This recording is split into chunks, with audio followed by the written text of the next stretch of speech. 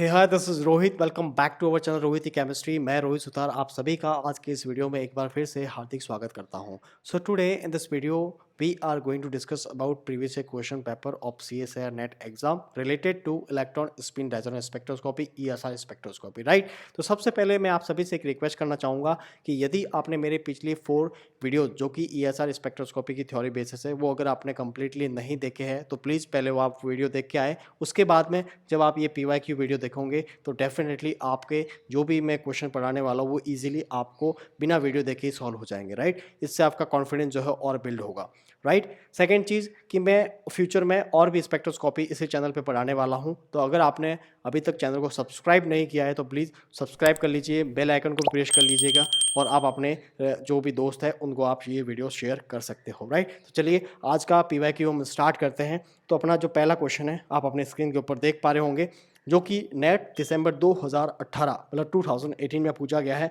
Consider the species NO, I2, I2-, Cu2+ and vanadium oxide 2+, the number of paramagnetic species among them and the ESR, EPR inactive species respectively are, right। Question में दो type से आपको question पूछा गया है। एक आपको species दी गई है और पूछ रहा है कि इसमें से आप चेक करके बताइए कि कौन कौन सी पैरामैग्नेटिक स्पीसीज है और कौन कौन सी आपकी EPR इनएक्टिव है, राइट। तो चलिए स्टार्ट करते हैं। तो सबसे पहले मैं आपसे बात करना चाहूँगा कि हम किसी भी स्पीसीज के बारे में ये डिटेल कैसे फाइंड आउट करते हैं। देखो, पैरामैग्नेटिक है या नहीं है वो डिपेंड करेगा उसमें unpair number of electron present है या नहीं है। Unpair number of electron present का कैसे पता करेंगे? MOT से, मॉलिक्यूलर ऑर्बिटल थ्योरी से, राइट। मॉलिक्यूलर ऑर्बिटल थ्योरी की मैंने आपको सिंपल ट्रिक वीडियो में कंप्लीटली बताई थी, उसी थ्योरी का यूज करके मैं आपको सॉल्व करने वाला क्वेश्चन, राइट। तो एक एक स्पीसीज लेते हैं और अपन चेक करते हैं, राइट। वीडियो को प्लीज कंप्लीटली पूरा देखिएगा, हो सकता है थोड़ा सा लेंथी हो। जैसे पहली स्पीसीज लेते हैं NO, ठीक है। अब देखो N में नंबर ऑफ इलेक्ट्रॉन कितने होते हैं? 7। ऑक्सीजन में कितने होते हैं? 8। टोटल नंबर ऑफ इलेक्ट्रॉन कितने हो गए? 15, ठीक है। सॉरी 18 क्यों लिखा मैंने, सॉरी 15, ठीक है। अब देखो 15 है, जो 1s वाला जो है उसमें से जाएंगे 4, 2s वाले में से जाएंगे 4 और जो 2p वाला है वो ऊपर अभी चेक करते हैं। तो देखो 4 4 8, 15 - 8 करेंगे तो बच जाएंगे आपके 7, ठीक है। और 7 में से जब जाएंगे 6, 2p वाले है ना। ये ट्रिक है जो मैंने बताई है, ये एक्चुअली MOT की ट्रिक है, ठीक है ना, जो मैंने वीडियो में कंप्लीट बताई है। अगर आपको पता नहीं चल रहा है तो आप प्लीज़ वीडियो को आप कंप्लीट देखिए। तो आपका एक इलेक्ट्रॉन बच जाएगा। एक इलेक्ट्रॉन बच रहा है, मतलब इसमें अनपेयर नंबर ऑफ इलेक्ट्रॉन एक है और जिसमें अनपेयर होता है वो तो आपका ESR एक्टिव होता है, राइट। तो यहाँ मैं लिखूंगा कि यहाँ पे जो अनपेयर नंबर ऑफ इलेक्ट्रॉन्स है वो कितना है? 1 है। और चूंकि इसमें अनपेयर नंबर ऑफ इलेक्ट्रॉन है इसलिए ये स्पीसीज है वो आपकी EPR या ESR या EMR क्या होगी? एक्टिव होगी। क्या होगी? एक्टिव होगी, ठीक है। तो दूसरी स्पीसीज लेते हैं जो कि आपकी है I2, ठीक है, जो कि आपकी क्या है? I2। अब देखो I2 जो है उसका हम कैसे पता करें कि इसमें अनपेयर इलेक्ट्रॉन प्रेजेंट है या नहीं है। देखो I2 जो है आप सभी को पता है कि वो आपके हैलोजन ग्रुप 17 ग्रुप से बिलोंग करता है और इसका आउटरमोस्ट इलेक्ट्रॉनिक कॉन्फ़िगरेशन जो है वो P5 की फॉर्म में होगा, ठीक है। P5 होगा फॉर द 1 आयोडीन। यहाँ पे 2 आयोडीन है, मतलब मैं मान के चलता हूँ कि इसके पास में टोटल नंबर ऑफ जो आउटर मोस्ट वाले वो कितने हो जाएंगे?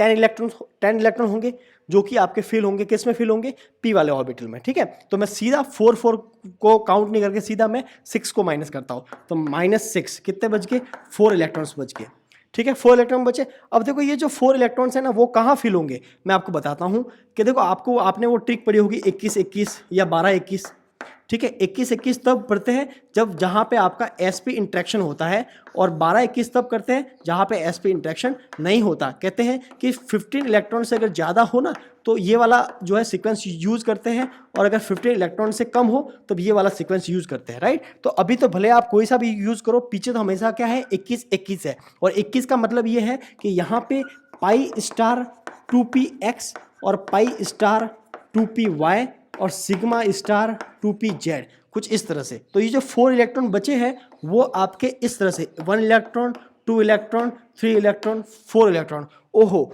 इसमें तो एक भी अनपेयर नंबर ऑफ इलेक्ट्रॉन नहीं है। मतलब यहाँ पे मैं लिखता हूँ अनपेयर्ड नंबर ऑफ इलेक्ट्रॉन कितने हो गए 0। जब इसमें एक भी अनपेयर नंबर ऑफ इलेक्ट्रॉन नहीं है, तो चूंकि जब मैं पढ़ा रहा था, मैं आपको पढ़ाया था कि कंडीशन यही है कि कम से कम उसके पास में एक अनपेयर नंबर ऑफ इलेक्ट्रॉन तो होना चाहिए। अच्छा, मैंने ये भी पढ़ाया था कि I2 में एक इलेक्ट्रॉन डोनेट करके गेन करके हम इसको एक्टिव बना सकते हैं, लेकिन स्पीसीज आपको एज इट इज दी हुई है, राइट। तो अभी आपको उसको बनाना नहीं है। तो यहाँ पे ये क्या होगी, ESR क्या हो जाएगी, ये आपके इनएक्टिव हो जाएगी। क्लियर है। सेकंड आपको स्पीसीज कौन सी दी हुई है, I2 माइनस दी हुई है ना, हाँ I2 माइनस दी है। ठीक है, ये बैठ गया। अब देखो, जब मैं I2 माइनस के बारे में बात करूंगा, नेक्स्ट आपको थर्ड स्पीसीज दी गई है I2 माइनस। अब देखो जरा इसके अकॉर्डिंग मैं अपन बात करते हैं। 10 इलेक्ट्रॉन्स थे I2 में, तो I2 माइनस में कितने हो जाएंगे आपके 11 इलेक्ट्रॉन्स।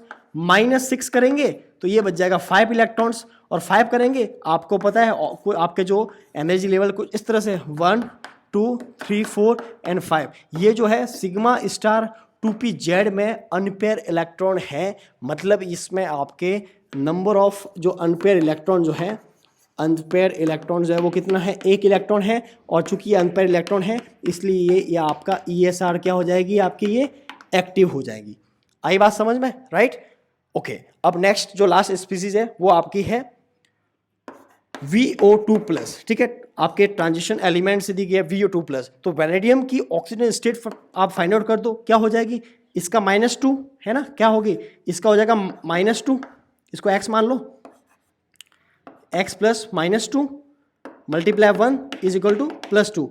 तो x की आ जाएगी 2 + 2, x की कितने आ जाएगी 4 आ जाएगी। ठीक है, तो मतलब ये V+4 में है वैनेडियम, स्कैंडियम, टाइटेनियम, वैनेडियम। मतलब इसका इलेक्ट्रॉनिक कॉन्फ़िगरेशन क्या होता है, 4s2 3d scandium, titanium, vanadium 3। इस तरह से जब 4 आप इलेक्ट्रॉन डोनेट कर लोगे तो 4s 0 और 3d 1 बच जाएगा। ठीक है, और चूंकि यहाँ पे 3d 1 आपके D में एक इलेक्ट्रॉन अनपेयर है, मतलब मैं कह सकता हूँ कि इसमें आपके अनपेयर्ड इलेक्ट्रॉन जो है वो कितना है, 1 इलेक्ट्रॉन है। इसलिए ये भी आपके जो है ESR क्या होगी, आपके एक्टिव होगी। ठीक है, राइट। तो ये मैंने आपको जो भी स्पीसीज दी गई थी, सभी स्पीसीज का मैंने एक्सप्लेन कर दिया कि कौन कौन सी ESR एक्टिव है और कौन कौन सी नहीं है। तो इसका जो राइट आंसर होगा वो आप देख पा रहे होंगे, ऑप्शन बी जो है 4 स्पीसीज जो है वो हाँ पैरामेड स्पीसीज। ठीक है, पैरामेड स्पीसीज कौन थी, एक सेकंड, क्या पूछा है, number of paramagnetic species among them. ठीक है, तो इसमें से अच्छा एक और है ना, Cu2+, हाँ सॉरी, एक रह गई है Cu2+। देखो Cu2+, अब जैसे कॉपर है, ठीक है, कॉपर का इलेक्ट्रॉनिक कॉन्फ़िगरेशन क्या होता है, कॉपर का इलेक्ट्रॉनिक कॉन्फ़िगरेशन क्या होता है बताओ, 4s1 3d 10, और यहाँ पे लिखा हुआ है Cu2+, मतलब ये हो जाएगा 4s0 3d 9। अब देखो जरा बताओ, क्या ये ESR एक्टिव होगी, बिल्कुल होगी, क्योंकि इसमें भी आपके अनपेयर इलेक्ट्रॉन जो है, अनपेयर इलेक्ट्रॉन जो है वो 1 होगा, और इसमें आपके ये भी क्या होगी, ESR आपके एक्टिव होगी। तो आपको 5 स्पीसीज दी गई थी, उसमें केवल मात्र ये इनएक्टिव है। मतलब 4 जो है उसमें आपके क्या है, 4 ऐसे स्पीसीज है जो आपके पैरामैग्नेटिक स्पीसीज है, और उसमें एक्टिव आपकी इनएक्टिव क्या है, I2। तो इसका राइट आंसर हो जाएगा 4 एंड I2। पूछा क्या था, कितनी स्पीसीज पैरामैग्नेटिक है स्पीसीज है, तो 4 है, और कौन सी इनएक्टिव है, तो वो आपकी है I2। ये इसका राइट ऑप्शन है, ऑप्शन नंबर बी। ठीक है, आई होप सो ये क्वेश्चन पूरा अच्छे से आपको समझ में आ गया होगा, राइट। हम आगे बात करते हैं। नेक्स्ट आपका है question, in the EPR spectrum of a methyl radical the number of lines and their relative intensity respectively are. ठीक है, तो यहाँ पे आपको दिया गया है मिथाइल रेडिकल। देखो जरा, एक आपको दिया गया है मिथाइल रेडिकल, क्या दिया गया है, मिथाइल रेडिकल। पूछ क्या रहा है, पूछ ये रहा है कि इस मिथाइल रेडिकल में आपको नंबर ऑफ लाइंस और उनकी इंटेंसिटी फाइंड आउट करनी है। बहुत सिंपल है, देखो जरा, मैंने हर बार बोला है कि जिसका स्पिन हाफ होता हो, उसमें जितने एटम्स आपके दिए गए, जितने न्यूक्लियस दिए गए, उसमें एक ऐड कर दो, वो उसकी लाइंस होती है। इसमें 3 है, तो बताओ लाइंस कितनी होगी, लाइंस हो जाएगी 4। बहुत सिंपल है, लाइंस हो जाएगी 4। और चूंकि इसका स्पिन क्या होता है, हाफ होता है, इसलिए बताओ ये पास्कल है या नॉन पास्कल है, तो ये है पास्कल। ठीक है, ये थ्योरी अपन ने ऑलरेडी कंप्लीट कर दी, इसलिए मैं बार बार बोल रहा था कि आप पहले वो 4 वीडियो कंप्लीट कीजिए। चूंकि ये पास्कल है और n बराबर कितना आ रहा है, 3 आ रहा है। अगर n बराबर 1 होता तो रेशियो क्या होता, 1:1। n बराबर 2 होता तो रेशियो क्या होता, 1:2:1। अपन ऐड करते थे ना ऐसा कुछ इस तरह से। अगर रेशियो ये अगर n बराबर 3 होता तो क्या होता रेशियो, 1 1 3 3 1। और n बराबर 4 है, 0 0 ऐड करके ऐसा करते थे ना, 1 4 हो जाएगा, 6 फिर 4 और फिर वापस 1। तो इसका इंटेंसिटी हो जाएगी 1:4:6:4:1 और नंबर ऑफ लाइंस हो जाएगी आपके 4। ठीक है, तो आई होप सो आपको ये समझ में आ गया होगा। अच्छा, इसमें n बराबर 3 दिया हुआ है ना, हाँ, तो इसकी इंटेंसिटी हो जाएगी 1:3:3:1 और नंबर ऑफ लाइंस हो जाएगी 4। ठीक है, 4 एक्चुअली लाइंस है, मैंने n बराबर 4 बोल दिया। ठीक है, सॉरी फॉर दैट। आगे बढ़े, नेक्स्ट आपका क्वेश्चन है, the number of lines exhibited by a high resolution EPR spectrum of the species, एक कॉम्प्लेक्स दिया गया है कॉपर इथाइलिन डाइअमीन का, राइट, इज, मतलब आपको पूछा कि number of lines find out करने हैं। ठीक है, आपको क्या दिया गया है, कॉपर इथाइलिन डाइअमीन 2+, और इसका पूछ रहा है number of lines find out करने हैं, number of lines find out करने हैं। ठीक है, अब देखो आपका जो कॉपर इथाइलिन डाइअमीन को अगर मैं बनाता हूं तो कुछ इस तरह से बनाऊंगा।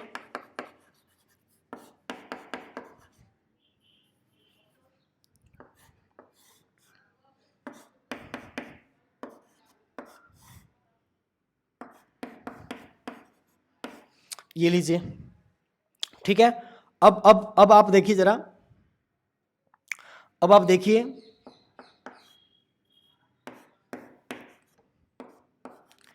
इसमें आपके number of lines find out करनी है। ठीक है, देखो नंबर ऑफ लाइंस क्या होगी,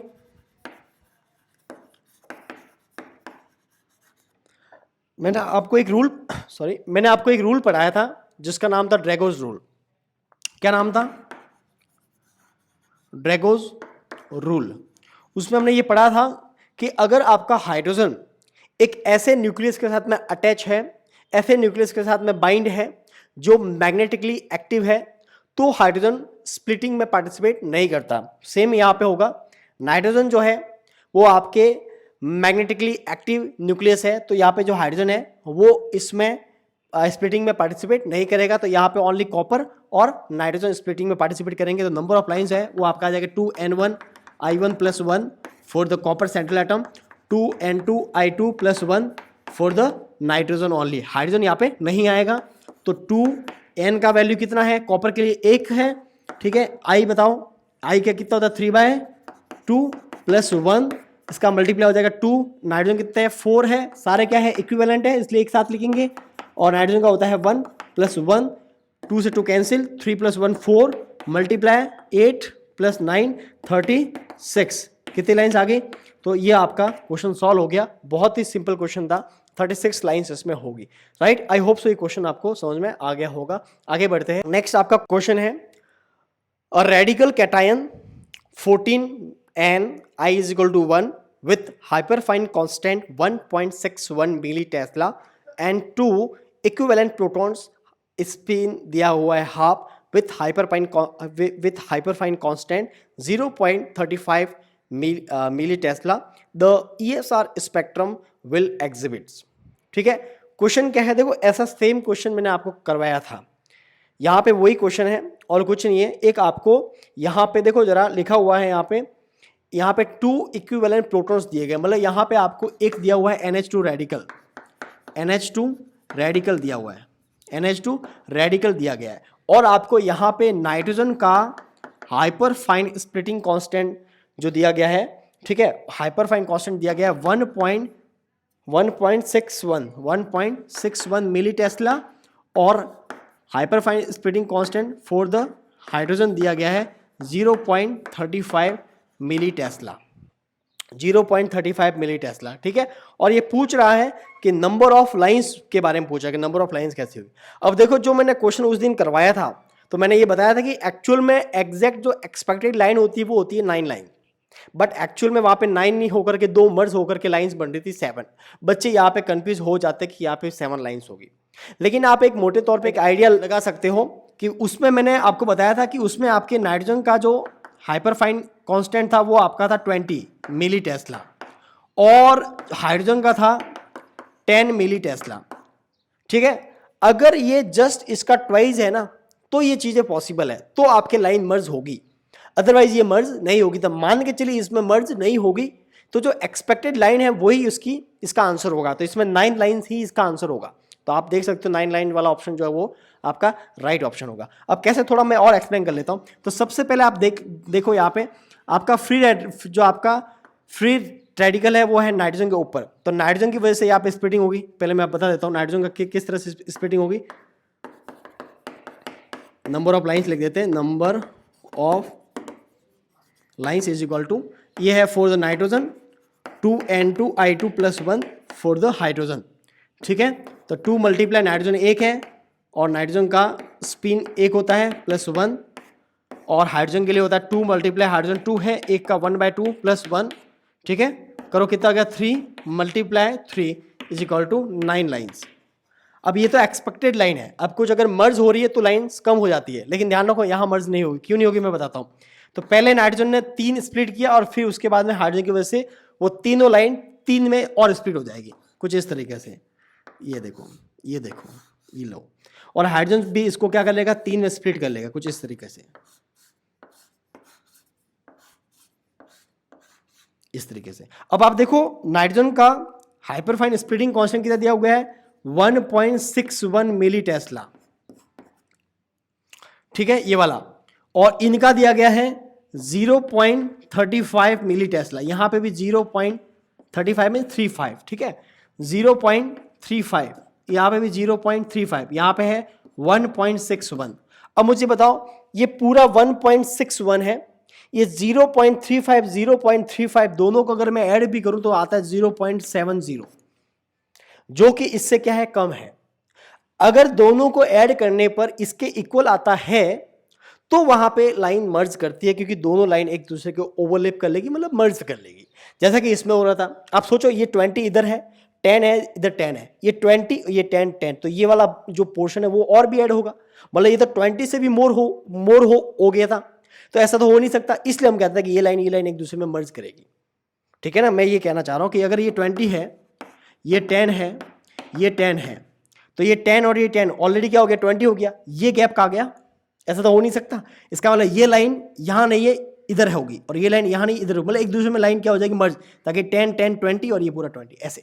तो कहने का मतलब है कि अगर एग्जैक्ट ट्वाइस आपको देखने को मिल रहा है पेरेंट का हाइपरफाइन कांस्टेंट, तो आपका वहाँ पे लाइन मर्ज होगी। तो इसका आंसर जो है वो आपकी हो जाएगी 9 लाइन्स। ठीक है, आई होप सो आपको पूरा समझ में आ गया होगा, राइट। ये वैसे क्वेश्चन मैंने लेक्चर के टाइम भी करवाया था। आगे बढ़ते हैं, नेक्स्ट का क्वेश्चन है, for a tetragonally distorted chromium third complexes zero fill splitting result in the following number of Cramer's doublets। ठीक है, ये पूछ रहा है कि जो क्रोमियम थर्ड कॉम्प्लेक्स है, क्रोमियम थर्ड कॉम्प्लेक्स है, उसके लिए आपके क्रैमर्स डबलेट कितने होंगे। अब देखो मैंने आपको पढ़ाया था जीरो फिल स्प्लिटिंग क्या होती है, क्रैमर्स पेयर्स क्या होते हैं, क्रैमर्स डीजनरेसी क्या होती है, राइट। तो सबसे पहले हम क्या करेंगे यहाँ पे number of unpaired electron find out करेंगे। तो ये आपके क्या है सॉरी, ये आपके क्या है क्रोमियम है। ठीक है, देखो इसका इलेक्ट्रॉनिक कॉम्प्लिकेशन क्या होता है 4s1 3d5, यहाँ पे 3+ है तो ये क्या हो जाएगा 4s0 और 3d3 हो जाएगा। ठीक है, मतलब यहाँ पे कितने इलेक्ट्रॉन है 3 इलेक्ट्रॉन है। अब देखो जरा, तो इसका स्पिन क्या हो जाएगा 1/2 × 3, मतलब कितना हो गया 3/2। ठीक है, अब बताओ इसमें डीजनरेट लेवल्स कितने हो जाएंगे 2s + 1, s कितना आ गया है 3/2 + 1, कितने हो गए आपके, कितने हो गए 4 लेवल्स हो गए। और 4 लेवल्स कौन कौन से होंगे, एक तो होगा 3/2 -1 करो, 1/2 -1 करो, -1/2 -1 करो, -3/2, ये होंगे आपके अलग अलग लेवल्स। ठीक है, और ये सभी लेवल्स कैसे हैं आइडेंटिकल है, मतलब आपके डीजनरेट लेवल्स है, क्योंकि यहाँ पे मैग्नेटिक फील्ड अप्लाई नहीं किया गया। लेकिन मैंने ये कहा था कि जिस भी ट्रांजिशन कॉम्प्लेक्स में कोऑर्डिनेशन कॉम्प्लेक्स में मोर देन 2 इलेक्ट्रॉन प्रेजेंट होते हो तो वहां पे जीरो फील्ड स्प्लिटिंग होती है और सेम क्वांटम नंबर वाले पेयर्स बनते हैं। ठीक है, तो इस तरह से आप देखो यहाँ पे क्या है, +-3/2 है और +-1/2 है। तो इस प्रकार से यहाँ पे क्रैमर्स डबलेट बन जाएंगे, 2 डबलेट्स बन जाएंगे। कैसे, एक तो बनेगा +-3/2, एक बनेगा +-1/2 और ये फर्दर जो अगर मैग्नेटिक फील्ड या क्रिस्टल फील्ड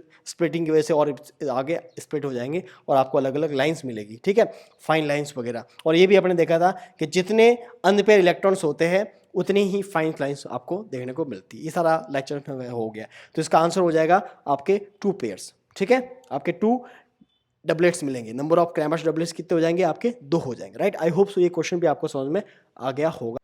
नेक्स्ट आपका क्वेश्चन है, the number of hyper fine splitting line observe in ESR spectrum of methyl radical. बहुत सिंपल क्वेश्चन है ये तो। CH3 रेडिकल की आपको हाइपर फाइन स्प्लिटिंग लाइंस के बारे में पूछा गया है। तो बहुत सिंपल है, क्या है आपका फॉर्मूला, 2Ni+1। ठीक है, यहाँ पे जो कार्बन है वो तो इनएक्टिव न्यूक्लियाई है क्योंकि यहाँ पे 4 जो है से ये कंप्लीटली क्या है, डिविजिबल है। हाइड्रोजन की वजह से स्प्लिटिंग होगी। हाइड्रोजन यहाँ पे 3 दिए हुए हैं, हाइड्रोजन का स्पिन होता है 1/2 +1 कर दो, 2 से 2 कैंसिल हो जाएगा और 4 लाइन्स यहाँ पे आपको देखने को मिलेगी। राइट, तो इस तरह से इसका 4 क्या हो जाएगा, आंसर हो जाएगा। राइट, आगे बढ़ते हैं। नेक्स्ट आपका था क्वेश्चन, ट्राई जर्मेनियम एक तरह का कोई आपको मॉलिक्यूल दिया गया है। On the photolysis gives a radical which show the ESR spectrum, the ESR signals carrying the signature of 73 germanium, जिसका स्पिन दिया गया है 9/2 R। ठीक है, मतलब इसमें आपके सिग्नल्स जो है वो आपके ESR सिग्नल्स आपको यहाँ पे कितने देखने को मिलेंगे। आपको दिया गया है ट्राई एल्काइल जर्मेनियम। ठीक है, इसका फोटोलाइसिस से एक बनता है रेडिकल, कुछ इस तरह से रेडिकल। ठीक है, अब आपको सबको पता है कि ये जो R है, जो आपका कार्बन चेन है, वो तो आपके क्या है, इनएक्टिव है। जर्मेनियम की वजह से यहाँ पे स्प्लिटिंग देखने को मिलेगी। और तो यहाँ पे लिख सकता हूँ कि आपका जो सिग्नल्स होंगे वो क्या आ जाएंगे, 2N1I1+1, जो कि किसके लिए है, आपके जर्मेनियम के लिए। और वो हो जाएगा एक है आपका जर्मेनियम, I का वैल्यू दिया हुआ है 9/2 +1 कर लो, 2 से 2 कैंसिल, कितना हो गया, 10। आपका आंसर क्या हो जाएगा, 10 इसका आंसर हो जाएगा। तो आपके 10 लाइन्स जो ऑप्शन है वो आपका सही आंसर होगा। आई होप सो ये क्वेश्चन आपको समझ में आ गया होगा और ये क्वेश्चन नेट जून 2017 का था। राइट, ऑलराइट, नेक्स्ट आपका था, the total number of G parallel lines expected in the EPR spectrum of a solution of B's salicylamine copper second having pure copper and nitrogen at 77 Kelvin is। ठीक है, और आपको I की value दी गई है for the copper and nitrogen and hydrogen. Copper के लिए 3/2, nitrogen के लिए 1 और हाइड्रोजन के लिए 1/2। ठीक है, हाफ दी गई है। तो देखो यहाँ पे ये क्वेश्चन मैंने आपको थ्योरी में भी करवाया था। यहाँ पे ये पूछा गया है कि इसकी एक्सपेक्टेड लाइन क्या रहेगी, expected line of B's salicylamine copper second complex। ठीक है, सबसे पहले तो ये आपका इसका स्ट्रक्चर कैसा होता है वो आप देख लो। इसका स्ट्रक्चर कुछ इस प्रकार से बनाते हैं। आपको 4 बेंजीन रिंग बनानी है कुछ इस प्रकार से।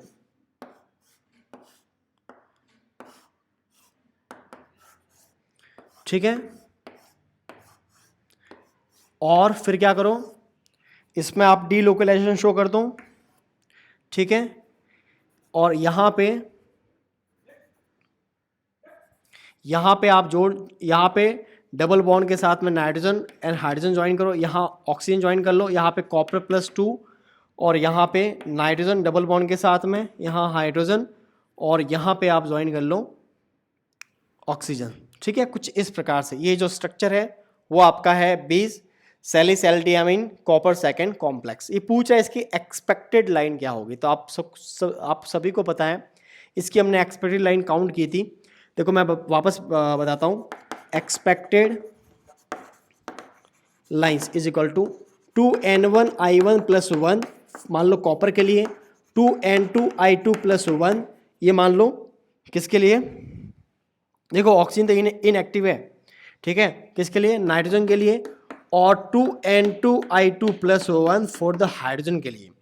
ये ध्यान रखना, इसमें ड्रैगोज रूल भी फॉलो होगा, और ड्रैगोज रूल के अकॉर्डिंग हाइड्रोजन की वजह से स्प्लिटिंग नहीं होगी, क्योंकि हाइड्रोजन आपके नाइट्रोजन से अटैच है और नाइट्रोजन जो है वो आपके मैग्नेटिकली एक्टिव न्यूक्लियस है, राइट। चलो इसको सॉल्व करते हैं, बट एक्सपेक्टेड में ये काउंट होगा तो 2 मल्टीप्लाई कॉपर 1 है, कॉपर का है 3/2 प्लस 1, 2 मल्टीप्लाई नाइट्रोजन कितने हैं, 2 है, नाइट्रोजन की स्पिन 1 है प्लस 1, और हाइड्रोजन कितने हैं, 2 है, हाइड्रोजन की स्पिन है 1/2 प्लस 1, 2 से 2 कैंसिल कर दो, ठीक है, यहाँ पे आ जाएगा 4 मल्टीप्लाई, यहाँ हो जाएगा 5 मल्टीप्लाई, यहाँ से 2 से 2 कैंसिल कर दो, यहाँ पे हो जाएगा आपका 3, ठीक है, ये आपका हो जाएगा 60 लाइन। तो इसकी जो एक्सपेक्टेड लाइन होती है वो कितनी होती है, 60 लाइन। लेकिन अगर मैं ड्रैगोज रूल के अकॉर्डिंग बात करूं तो ड्रैगोज रूल के अकॉर्डिंग जो है इसकी लाइन कितनी होती है, 20 लाइन्स होती है, ठीक है, क्योंकि ये आपके आपके हाइड्रोजन जो है वो स्प्लिटिंग में पार्टिसिपेट नहीं करेगा, क्योंकि वो नाइट्रोजन के साथ में अटैच है, राइट। आई होप सो ये क्वेश्चन आपको समझ में आ गया होगा। ये क्वेश्चन था आपका गेट 2020 का, राइट। आगे बढ़ते हैं, एक और क्वेश्चन सेम इसके रिलेटेड ही पूछा गया था, राइट, जो मैं अभी बात कर रहा था कि क्वेश्चन कुछ इस प्रकार है आपके, for complex A deuteration of NH protons does not alter the ESR spectrum. The number of hyperfine line expected in EPR spectrum of A is, ठीक है। अब देखो जरा, यहां पे आपका कॉम्प्लेक्स ए दिया गया था, कॉम्प्लेक्स ए का मतलब है यही एक तरह का कॉम्प्लेक्स था आपका 20 सैलिसिलडियामिन कॉपर सेकंड कॉम्प्लेक्स। वहां पे ये बोला गया था कि वहां पे ड्यूटेरेशन ऑफ NH बोल रहा है। देखो ड्यूटेरेशन ऑफ NH का मतलब है कि यहां पे प्रोटॉन को हटा करके यहां पे लगाना है आपको ड्यूटेरियम। लेकिन आप सभी को पता है कि ड्रैगोज रूल में चाहे वो प्रोटॉन हो या ड्यूटेरियम हो, वो तो उसकी वजह से यहाँ पे कोई स्प्लिटिंग नहीं होगी, राइट। तो ओवरऑल यहाँ पे नंबर ऑफ लाइन जो है वो आपको कितनी मिलेगी, एक्सपेक्टेड लाइन 20 मिलेगी थी, यहाँ पे इसका 20 राइट आंसर था, न कि 60, ये ध्यान रखना, राइट। आगे बढ़ते हैं, आई होप सो ये क्वेश्चन आपको समझ में आ गया होगा। और जो मैंने क्वेश्चन का अरेंजमेंट रखा है वो मैंने लेक्चर्स के अकॉर्डिंग रखा है। लेक्चर में जो टॉपिक पहले हुए वो सारे पहले क्वेश्चन आ रहे हैं, जो बाद में हुए वो उसके रिलेटेड बाद वाले क्वेश्चन आ रहे हैं, ठीक है। ऑलराइट, तो नेक्स्ट आपका क्वेश्चन है, identify correct statements for the EPR spectrum of vanadyl acetyl acetonate VOAC का होल ट्वाइस करके लिखा है ना, with square pyramidal geometry at a vanadium at 77 kelvin, और आपका न्यूक्लियर स्पिन दिया गया है 7/2। देखो तो आपको जो कंपाउंड दिया गया है, जो आपका कॉम्प्लेक्स है वो है, वो आपका है जिसको हम बोलते हैं वेनेडाइल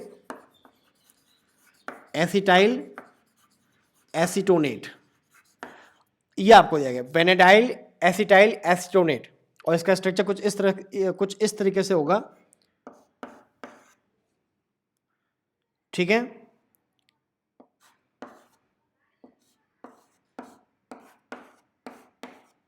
कुछ इस तरीके से ये आपका है वेनेडाइल एसिटाइल एसीटोनेट। ये पूछ रहा है यहाँ पे, क्या पूछ रहा है, अच्छा स्टेटमेंट पूछे गए। तो देखो स्टेटमेंट क्या दिए गए हैं, इट हैज 2G वैल्यू, ठीक है। तो एक आपको G वैल्यू फाइंड आउट करना है कि it has 1G value only, it has 8 lines only, it has 2 pattern and 8 lines etch, ठीक है। देखो तो आपको मतलब सेट्स ऑफ लाइन आपको फाइंड आउट करना है। G की वैल्यू पहले पता करते हैं, G की वैल्यू इसके लिए।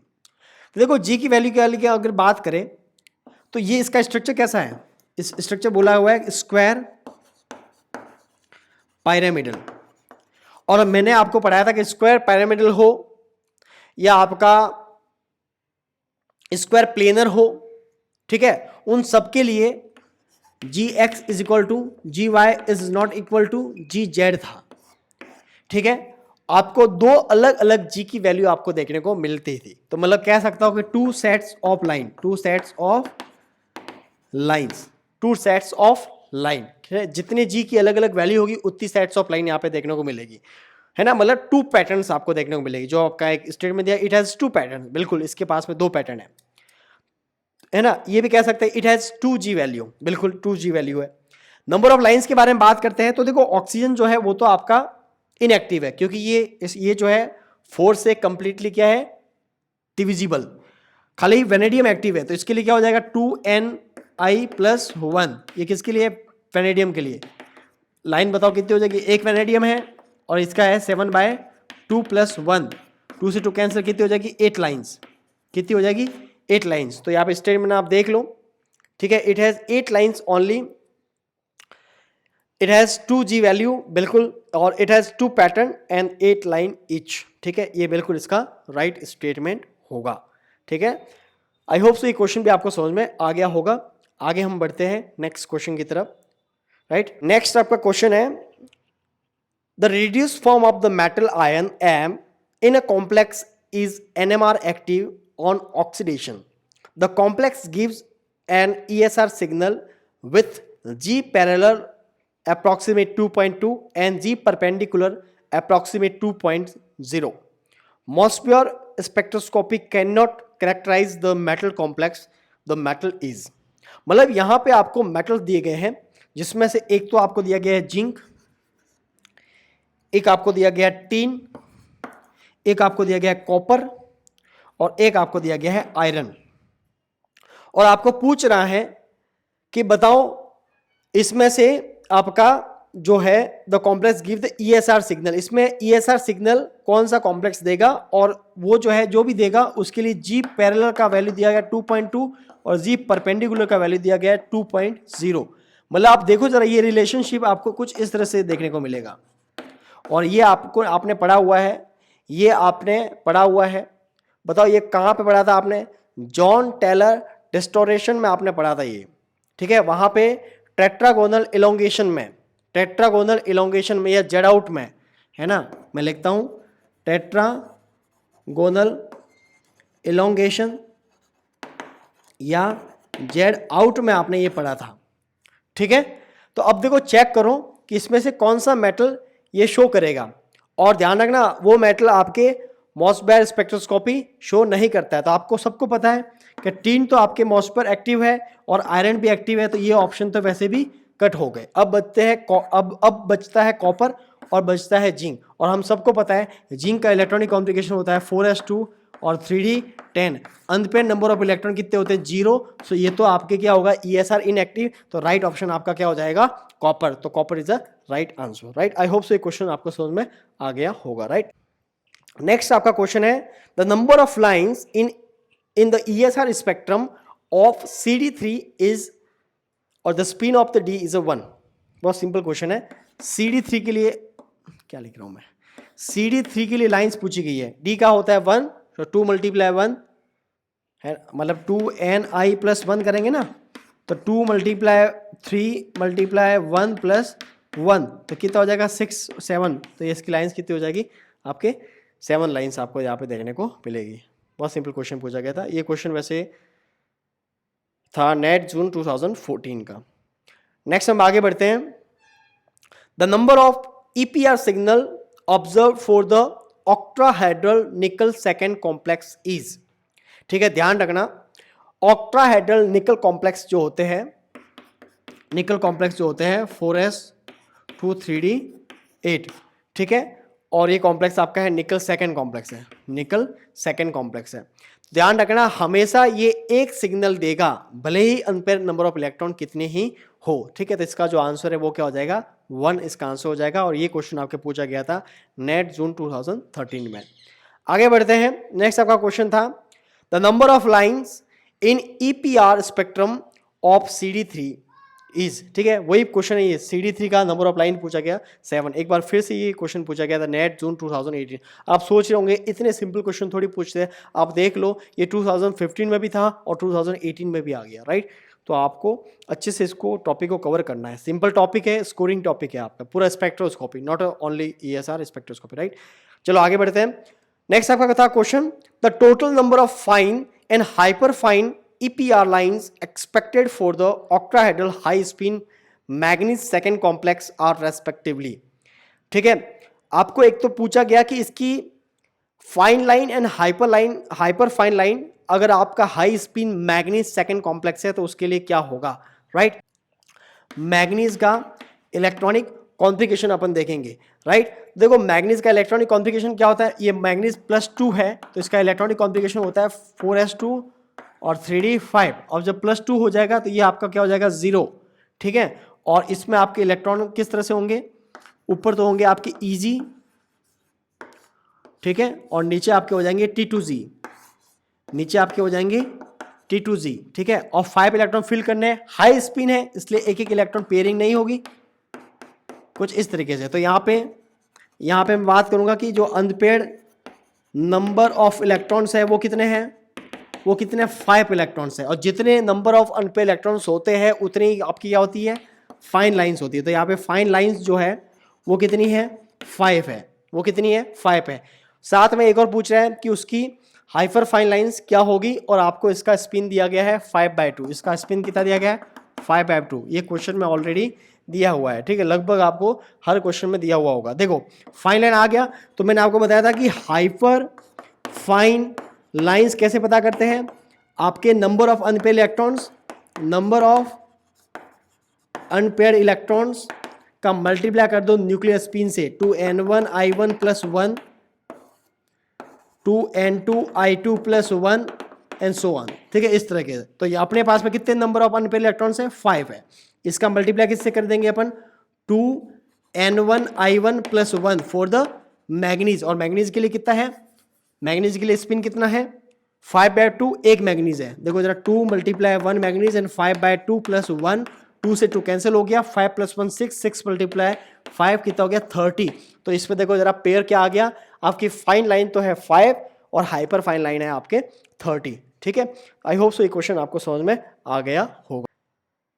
नेक्स्ट आपका क्वेश्चन है, in the ESR spectrum of the tetragonal copper second complex when G parallel greater than G perpendicular greater than G free electron, the unpaired electron resides in the orbital. NET 2011 का question है, ठीक है। अब देखो जरा, ये पूछ रहा है कि आपके एक टेट्रागोनल कॉपर सेकेंड कॉम्प्लेक्स है, टेट्रागोनल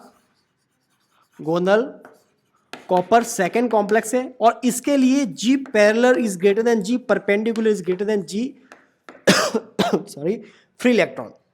अब देखो जरा, ये कंडीशन टेट्रागोनल में तभी होती है जब वो क्या होता हो, उसमें इलोंगेशन होता हो, या कह सकते हैं जेड आउट होता हो। और जब जेड आउट होता है तो आप सबको पता है कि वहां पे आपका dx² - y² dz²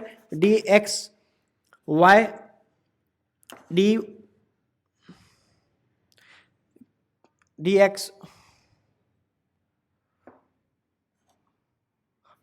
हाँ dxy और dxz dyz, कुछ इस तरीके से, राइट। अब देखो यहाँ पे कॉपर सेकेंड है, कॉपर का मतलब क्या होता है, मतलब कॉपर का इलेक्ट्रॉनिक कॉन्फिगरेशन क्या होता है 4s1 3d10, कॉपर सेकेंड है मतलब ये क्या हो जाएगा 3d9, 9 इलेक्ट्रॉन फिल करने हैं, 9 इलेक्ट्रॉन आपको फिल करने हैं, 9 इलेक्ट्रॉन फिल करने हैं आपको, फिल करो, 1 इलेक्ट्रॉन 2 इलेक्ट्रॉन 3 4 5 6 7 8 और ये 9। बताओ अनपेयर इलेक्ट्रॉन कहाँ फिल हुआ है, ये फिल हुआ है dx² - y², ठीक है। तो इसका ये राइट आंसर हो जाएगा। ये क्वेश्चन मैंने थ्योरी में अच्छे से कंप्लीट किया था, right.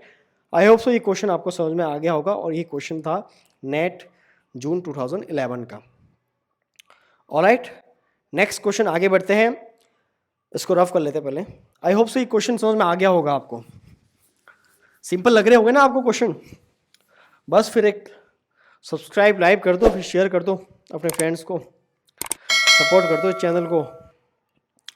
The characteristics feature of an electron spin resonance ESR spectrum of frozen aqua solution of copper sulphate 0.5 H2 at 77 kelvin is, ठीक है। ये क्या कह रहा है कि the characteristic feature of electron spin resonance ESR spectrum of the frozen aqueous solution of copper sulfate 0.5 H2 at 77 Kelvin is। ठीक है, देखो जरा CuSO4.5 H2O के बारे में बात कर रहा है। ठीक है, फ्रोजन एक्वस सॉल्यूशन मतलब ये वापस वही चीज बात कर रहा है, जेड आउट या टेट्रागोनल एलोंगेशन। ठीक है, मतलब सारे लेवल्स वापस वही होंगे, d x square minus y square, d z square, d x y, d x z, d y z, right. और ये अच्छा, इसमें ये नहीं पूछा, इसमें ये पूछा है कि आपके जी का वैल्यू जो होगा वो किस तरह से यहाँ पे डिपेंडेंट करेगा। तो सबको पता है इसके लिए जी का वैल्यू जी पैरेलल होता है और इनके लिए जी का जी परपेंडिकुलर होता है। यहाँ पे इलेक्ट्रॉन डेंसिटी जो है वो क्या है, हाई है। यहाँ पे इलेक्ट्रॉन डेंसिटी हाई है और सबको पता है कि आपका जी का वैल्यू इलेक्ट्रॉन डेंसिटी के डायरेक्टली प्रोपोर्शनल होता है। तो G parallel is greater than as compared to G perpendicular, और यहाँ पे जी फ्री इलेक्ट्रॉन भी लिख सकते हो। ठीक है, तो ये वाला जो रिलेशन है वो आपका राइट आंसर हो जाएगा। आई होप सो ये आपको समझ में आ गया होगा। ठीक है, नेक्स्ट क्वेश्चन की तरफ आगे बढ़ते हैं। ये मैं रफ कर लेता हूं। आई होप सो आपको सारे क्वेश्चन अच्छे से समझ में आ रहे होंगे, कोई डाउट नहीं रह रहा होगा। फिर भी अगर डाउट रह जाए कमेंट बॉक्स में आप कमेंट कर सकते हो, और भी क्वेश्चंस आप मुझे पूछ सकते हो मेरी ईमेल आईडी के थ्रू भी, rohitechemistry@gmail.com। एक क्वेश्चन और है कि for an octahedral copper second complex depicting axial EPR spectrum, G parallel is greater than G perpendicular, the geometry of Cu2 plus and the orbital containing the unpaired electrons are respectively।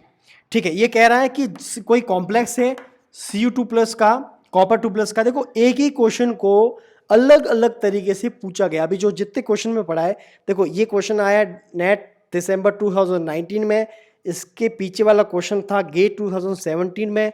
ठीक है, इसके पीछे वाला question था net 2011 में। Question topic वही है, पूछने के तरीके खाली अलग अलग है, चेंज हुए हैं, राइट। और मैंने ये जो ये सीक्वेंस बनाया है क्वेश्चन का, वो अपने जो मैंने 4 वीडियोस जो लेक्चर पढ़ाए थे उसके अकॉर्डिंग ही बनाया है, ताकि बच्चे उससे रिलेट कर पाए। तो Cu2 प्लस कॉम्प्लेक्स है और एक यहाँ पे रिलेशन दिया गया कि G parallel is greater than G perpendicular. ठीक है, वही है टेट्रागोनल एलोंगेशन जेड आउट वाला। ठीक है, ये पूछ रहा है, क्या पूछ रहा है कि geometry of Cu2 plus complex और अनपेयर इलेक्ट्रॉन्स का होगा। अभी इतनी बार अपने देख लिया कि अनपेयर इलेक्ट्रॉन का होगा x square minus y square में। ठीक है, और ज्योमेट्री पूछ रहा है तो मतलब वही है क्या, टेट्रागोनल। क्या हो जाएगी इसकी, टेट्रागोनल इलोंगेटेड, है ना। क्या हो जाएगा, टेट्रागोनल इलोंगेटेड। तो भाई टेट्रागोनल इलोंगेटेड हो जाएगा, the geometry of Cu2 plus tetragonal elongated, और आपका अनपेयर इलेक्ट्रॉन जो फिल करेंगे वो करेंगे d x square minus y square में, राइट। आई होप सो ये क्वेश्चन आपको समझ में आ गया होगा। ठीक है, आगे बढ़े। चलो, ये क्वेश्चन आपका लास्ट क्वेश्चन था। आई होप सो सारे क्वेश्चन आपको अच्छे से समझ में आगे होंगे, किसी भी प्रकार का कोई डाउट नहीं होगा। अगर आपने पिछले 4 वीडियोस अच्छे से देख रखे हैं तो सारे क्वेश्चन बहुत इजी वे में आपसे हो गए होंगे, राइट।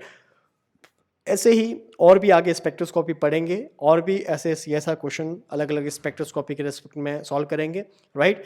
तो आपको सिर्फ एक काम करना है, चैनल को सब्सक्राइब कर लीजिए, लाइक्स कीजिए, शेयर कीजिए अपने फ्रेंड्स को, राइट। मिलते हैं अगले वीडियो में, तब तक लिए जय हिंद।